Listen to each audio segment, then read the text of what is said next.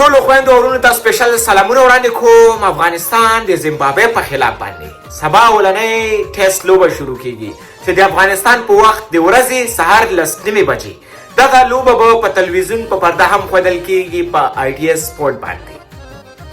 لکه څرنګه تاسو ته معلومه ده چې راشد خان په پی اس ال کې زخمی شوی و.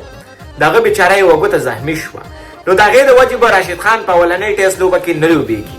معلومه ده هم نه ده چې راشد خان به دویمه ټیسټ کې ولوبېږي یا نه. موږ به ورته د روغ صحت دپاره دعا کوو. تاسو ته ښه معلومات دی چې په دغه ټیسټ سکواډ کې د افغانستان ډېر زیات ځوانان لوبېږي.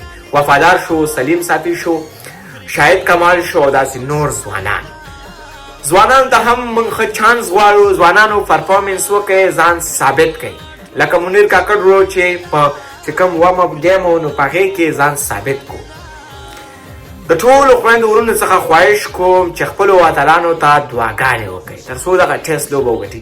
دا ټیسټ لوبې د افغانستان دپاره ډېرې زیاتې مهمې دي. اوس به بعضې خویندې او ورونه وایي چې دغه ټیسټ سکواډ کې چې دی ځوانان دي او که چېرته لوبه وبیلل شي نو د ځوانانو د وجې بلل کېږي. دا نه ګورې راشد خان هم ځوان و، راشد خان باندې خواري شوې وه او راشد خان د افغانستان دپاره ویاړونه راوړي. مجیب په ټیسټ سکواډ کې هم نشته. مجیب د شل اوریزو دپاره او د ټي اوریای دپاره ډېر ښه بالر دی، خو دلته باید نورو ځوانانو ته هم وخت ورکول شي. کیس شو کوري کیس لیګونه لوبوي، کیس سکواډ کې نشته. ظاهر خان سکواډ کې نشته. کله یو پلیر زخمی شي یا نور پلیرز تقریبا سکواډ خو ډېر غټ سکواډ دی، نو ظاهر خان یې د شاته کېنولی دی. که چېرته یو پلیر زخمی شي او د سکواډ نه لرې شي نو ظاهر خان پښتین به بیا په سکواډ کې شاملېږي. نو تاسو ته ښه معلومات دی چې د زیمبابوې هم غټ غټ لوبغاړي نه لوبېږي، لکه ټایلر شو او بل غټ نوم یې څه و دغه نوم هم رانه هېر شو، هغه هم سکواډ کې نشته. نو افغانستان دپاره هم ډېرې ښې لوبې دي. افغانستان ښه سکواډ هم لري او افغانستان ښه نوم هم لري. نن موده کې افغانستان ټیم ډېر غټ غټ پرفارمنس کوي، دنیا ته نه ډارېږي. اوس به ګورې خویندو ورونو موږ دا نه وایو چې صرف راشد خان دې راشي او راشد خان دې د افغانستان دپاره لوبې وګټي، ولې دا نور لوبغاړي څه کوي. اوس به دا معلومه شي چې بغیر د راشد خان ټیم څنګه ښکاري او یا پرفارمنس کولی شي یا نه. ګورې چې کومه دغه اولنۍ لوبه تېره شوله فرینډلي مسابقه وه، نو په دغې لوبه کې ځوانان هم لوبېدلي وو، خو زیاتره ځوانان نه وو لوبېدلي ځکه چې هغوی د افغانستان نه تللي وو. اول د بیا په هوټل کې سار وه، بهر د کورونا د وجې نه شو راتللی. ته به 3 ورځې په هوټل کې دننه تېری. انشاءالله وفادار ته موږ ښه چانس غواړو. کرکټ بورډ نه خواهش کوو چې کوم زموږ سینیر دي د افغانستان ریپرزینټ کوي، د افغانستان چې کوم کرکټ بورډ ریپرزینټ کوي، زموږ چې کوم کوچ دی دغه نه خواهش کوو. موږ ته دا معلومات دی چې په افغانستان کې واسطه ډېره چلېږي، خو نه دا واسطه مه چلوئ.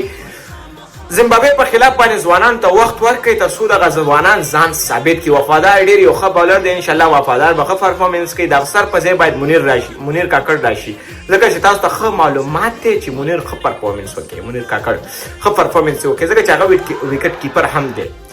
بل خوا که تاسو چېرته وګورئ جاوید احمدي ښه پرفارمنس نه کوي، باید جاوید دې کښېنئ. جاوید دې اوس کښېنئ، د هغه په ځای دې نور ځوانانو ته وخت ورکړي. اصغر رونه هم خواهش کوو چې ځان ثابت که باید پرفارمنس وکړي. موږ درنه پرفارمنس غواړو. شاهد الله چې کوم ورو دی، شاهد الله کمال دی، که څه نومېږي ما نه نومونه ګډوډ کېږي اوس ځکه ماشاءالله ډېر غټ سکواډ دی. شاهد ورور نه مې خواهش ده چې ځان ثابت که، پرفارمنس وکړه، په ټیم کې د ځان ځای جوړ کړه. شاهدي خو تاسو ته ښه معلومات دی چې شاهدي داسې یو لوبغاړی چې تا ته همیشه ویکټ هم نیسي او سکور هم کوي. د ټیسټ بهترین او د اوډیای بهترین لوبغاړی دی. رحمت شاه خو همیشه ځان ثابت کړی دی. رحمت شاه هم په ټیسټ کې اولنۍ سنچري چې والي هغه رحمت شاه والي ده. رحمت شاه تاسو ته ښه معلومات دی چې هم په ټیسټ کې درته سکور کوي، هم په اوډیای کې. نو اوس به وګورو چې دا نور ځوانان دي دا څنګه پرفارمنس کوي. خو دغه ځوانان زموږ او ستاسو سپورټ ته ضرورت لري.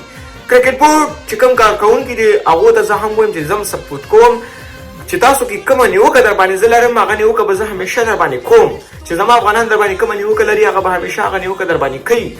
خو مونږ بیا هغه سپورټ کوو هم تاسو. که چېرته تاسو ځوانان ته وخت ورکوئ، ځوانان سپورټ کوئ، همیشه هم زه ملاتړ کوم. زه د هغه چا خلاف یم چې بد کار کوي، چې ښه کار کوي زه یې همیشه ستایم. الله پاک دې وکړي چې سبا افغانستان دغه ټیسټ چې کومه لوبه ده دا ښه پیل کړي او چې کله هم پای ته رسېږي د افغانستان په ګټه ورسېږي. مننه د ټولو خویندو ورونو نه. خواهش د ټولو نه کوم چې خپله لوبډله، خپل افغانان او خپل ګران افغانستان په دعاګانو کې یاد وساتئ. ښې شېبې او ښه وخت.